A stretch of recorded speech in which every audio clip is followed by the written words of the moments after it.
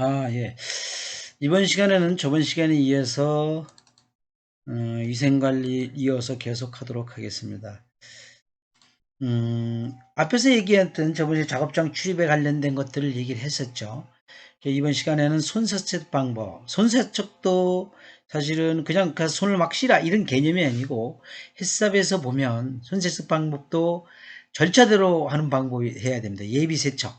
그러면 우리가 손을 팔뚝을 적시고 비누 묻히고 거품 내고 문지르고 손소독기에 넣어서 소독을 하고 건조를 시키죠. 손 건조를 시키고 헹구고 손가락을 반대편으로 돌리는 형태 이렇게 되어 있습니다. 그러니까 예비세척, 비누 묻히기, 거품 내기, 문지르기, 손가락 사이 끼우기, 헹구기, 손 건조기, 손소독 이런 절차에 의해서 하게 되어 있죠. 이 부분은 뭐 그렇게 보시면 알 것 같고요. 그 다음에 보통의 우리가 균들이 뭐가 있느냐? 대장균, 화장실에서 중간에서 남은 대장균, 설사를 일으키는 시겔라균, 헤모스플래시um 박테리아균, 황색포도균, 간염 바이러스, 뉴모니아 이런 것들이 세균들이 많이 존재합니다. 손 세척하고 안 하고 차이가 굉장히 크죠. 자, 그 다음에 이제 네 번째 5분 시간에 추가될 부분이 입고 보관 관리입니다. 입고 보관 관리. 입고 보관 관리는 말 그대로 원부 재료에 대한 입고 보관 관리입니다. 원부 재료. 그러니까 원재료가 들어올 때 보통 회사 내에서 자재구매 담당자가 예를 들어 A라인 제품을 만들기 위해서는 원재료가 한 5가지가 필요하다. 그러면 5가지를 한 회사에서 가져올 수는 없겠죠. 여러 회사에서 가져와야 되는데요. 그 가져왔을 때 그 원재료가 5개면 각각의 원재료 5개면 5개에 대한 자가품질 검사나 시험성이 수행이 가능한 품목 이런 것들을 요청을 해야 됩니다. 이 자가품질 검사는 내가 해당되는 회사에 원료가 되든 제품이든 외부에다 맡겨서 자가품질 검사를 하는데 한 7가지 총 8가지의 미생물부터 시작해가지고 균 검사를 받게 되어 있습니다. 거기서 한계 기준 설정에 통과가 돼야 되겠죠. 그런 것들을 받은 서류평가가 있어야 되겠죠. 그 다음에 농산물 시험 성적 수령이 좀 어려운 그 자가품질 받기가 어려운 것이 있겠죠. 그런 것들은 뭐냐 유관 또는 간능 검사 평가를 해야 되겠죠. 또는 회사 자체는 설정한 입고감사 기준에 따라 실험을 해야 된다는 얘기죠.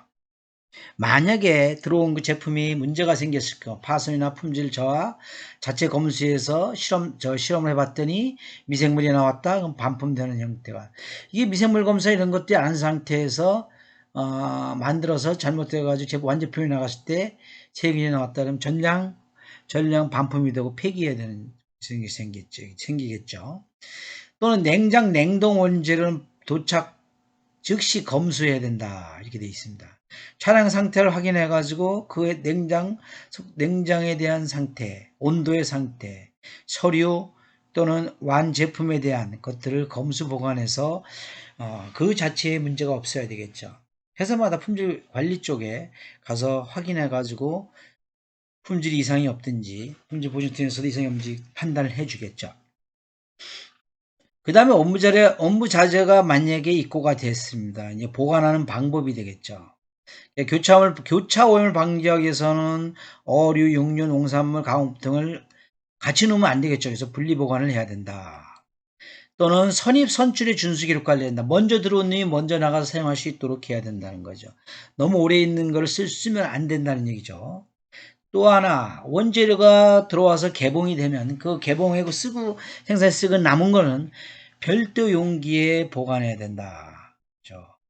그 다음에 냉장 냉동 창고의 온도 주기는 주기적으로 확인해야 된다. 그 다음에 그 확인한 걸 기록해야 된다. 그래서 냉장 냉동 창고는 냉장 냉동 창고의 기록서에 기록을 하고 그 자체 관리를 해야 된다는 것입니다. 그래서 품목별 따로 보관해야 되겠죠. 잔여 부재료인데 별도 보관해야 되고 선우섬 치갈기 온도 확인 관리 이런 것들이 원부 재료 보관 관리의 가장 중요한 부분이다 라고 보시면 됩니다.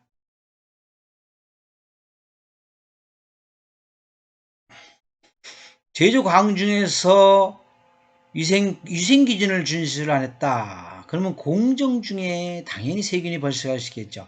그래서 처리 방법, 해동 방법, 가열 및 냉각수 등을 SOP 절차에 따라서 해야 된다는 얘기입니다. 그죠? 그래서 보통 냉장 보관은 0도에서 10도 사이를 냉장 보관이라고 합니다. 앞에서 얘기한 냉장 보관은 0도에서 몇 도? 0도에서 10도 사이를 냉장 보관을 합니다. 냉동 보관은 마이너스 18도 이하를 냉동 보관이라고 하고요. 상온 보관이라고 있습니다. 상온 보관은 20도 이하 상온 보관이라고 합니다. 그래서 보통 해동실은 10도씨 이하에서 해동을 해야 된다는 얘기예요. 가열실은 20도씨 이하, 내포장실은 20도씨 이하 이렇게 되어 있습니다.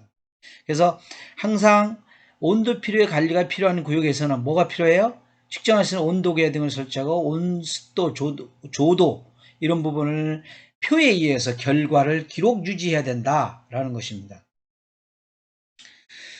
그죠? 그래서 상당히 온습도 관리가 중요하다 이렇게 보시면 됩니다. 그 다음에 실제 들어와가지고 공장에서 작업할 때, 그죠? 작업할 때 식품의 도마 작업은 바닥으로부터 6cm 이상 높여 실시한다. 칼, 도마, 앞치마, 고무장갑 등은 원부재료 별도는 구역별로 사용한다. 원재료가 식품을 칼로 쓰고 원재료가 쉽게 말하면 추출쪽, 가축쪽 이쪽을 쓴다. 그럼 교차 오염이 되겠죠. 오염이 되겠죠.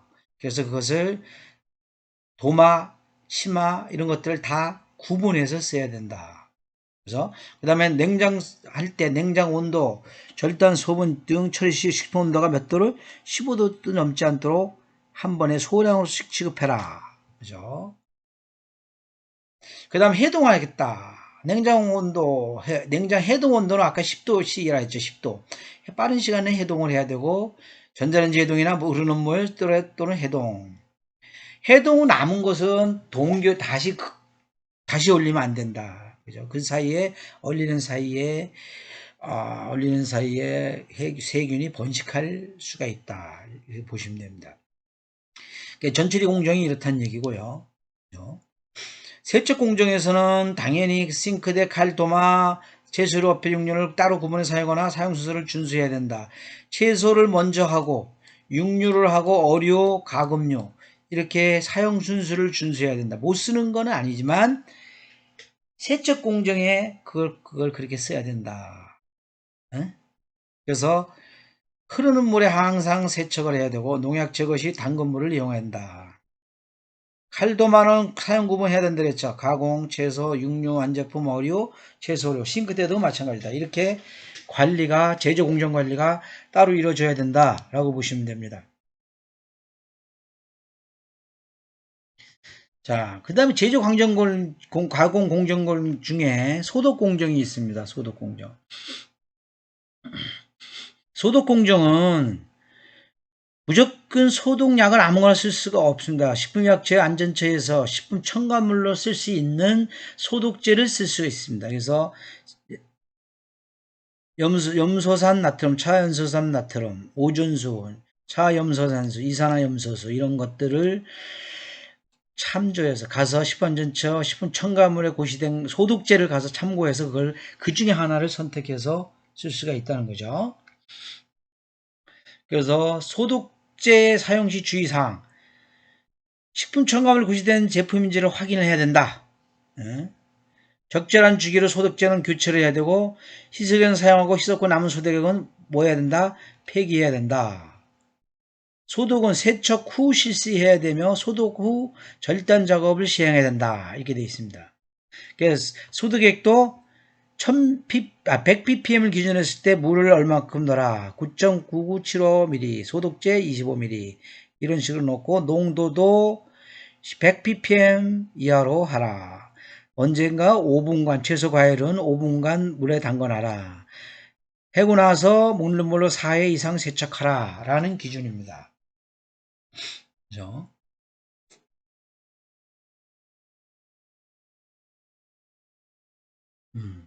그 다음 가공 조리 공정입니다. 가열 공정인데 가열 공정도 중심 온도가 1분 이상 확인해라. 탄침 온도 결서가 살균 소독하고 탄침해서 온도가 그렇게 맞는지. 비가열 공정은 당연히 작업대 주변을 청결해야 되겠죠. 그 다음에 소독대 위생장갑 혼합마다 30분마다 교체해야 되고, 냉각 공정일 때는 가열 조리고 식품을 냉각하는 식품은 신속히 냉각시켜서 냉각 온도 및 시간 기준을 맞추라. 그 다음에 급속 냉각기를 이용해서 써라. 막대를 넣어서 조용할 수도 있고 이런 형태로 써서 소독 공정과 가공 공정, 냉각 공정을 차례대로 하시라는 얘기입니다. 자, 그 다음에 이제 방충 방서 관리라고 이렇게 얘기를 했죠. 이 방충 방서 관리를 어떻게 해야 되느냐. 그죠? 방충 방서 관리는 사실 먼저 해충, 설치류, 쥐들이죠. 등이 공장 내로 들어오는 거나 들어와서 번식하면 안 되겠죠. 방지할 수 있는 방충 방서 계획을 수립해야 된다. 이렇게 되어 있습니다. 방충 방서 계획은 실제 쥐, 트랩, 쥐먹이, 살충, 그건 어디에 설치해야 돼요? 공장 주변, 작업장 입구, 원료, 제품 창고, 폐기물 처리장인데 해야 되죠. 그 다음에 방충 방서 중에서 유인 포층 등 작업장 내부, 포층 등은 내부죠. 분무소 등은 작업장 주변. 그래서 유인 포층 등이랑 트랩, 쥐먹이, 살충 등은 주 1회 점검을 해야 됩니다. 점검자는 방역 담당자를 지정해서 해야 되고, 분무소독은 작업장 주변은 월 1회 5월에서 10월 사이, 2회는 6월에서 9월 사이 이렇게 해서 2번을 분무소독을 하는 거로 지정되어 있습니다. 그래서 작업장 내에 유입된 쥐나 살충거 이런 것들이 잡혔으면 정기적으로 확인해야 되죠. 그래서 방충 방서 관리지에다가 적어놔야 된다는 얘기다. 그죠? 해충이 번식되지 않도록 해야 된다 그랬고, 배출해야 된다 그랬죠. 방향새, 보수, 방충망, 에어커튼을 설치해서 해야 되고, 이런 것들을 해야 되는데 어떻게 해야 된다? 방충 방서 관리 일지를 써야 된다. 이렇게 되어 있습니다. 방충 관리. 그래서 단계별로 1단계, 2단계, 3단계 이렇게 정해서 일반실에서 나오는 해충 개체수, 뭐 청결지에 나오는 개체수, 설치류, 쥐가 나오고 이런 것들을 체크를 해서 만약에 나왔다 하면 방충 방서일지에다 몇 개가 나오는지를 적어 놔야 됩니다. 그죠? 근데 해충 개수가 5개 이하는 1단계, 6개에서 8개는 2단계, 8개 이상은 3단계입니다. 그래서 각 출입문 상하 좌우 틈새 밀폐가 되어 있는지를 확인해야 되겠죠. 설비도 점검해야 되고 이런 것들을 점검을 해야 된다고 봅니다. 그 다음에 용수관리가 있습니다. 용수관리는 아까 말한 취수원, 화장실, 폐기물, 폐지처리물인데 오염이 없어야 되겠죠. 먹는 물, 식품 제조에 관련된 가공 및 세척은 먹는 물 수준 기준에 적합해야 된다. 그래서 이것도 품질관리원, 그죠? 상수도 나와서 품질관리원의 적합 지하수, 먹는 물 수질 기준에 적합한 지하수가 돼야 된다라고 보시면 되죠. 먹는 물 수질 기준 항목 검사 연 1회를 해야 됩니다. 근데 지하수는 6개월마다 반기에 1회, 6개월마다 한 번씩 해야 됩니다. 음료 등 직접 마시는 용도는 반기이고요. 그죠? 그 다음에 이걸 하기 위해서는 지하수 같은 살균 소독 장치가 항상 설치되어 있어야 된다라고 보시면 됩니다.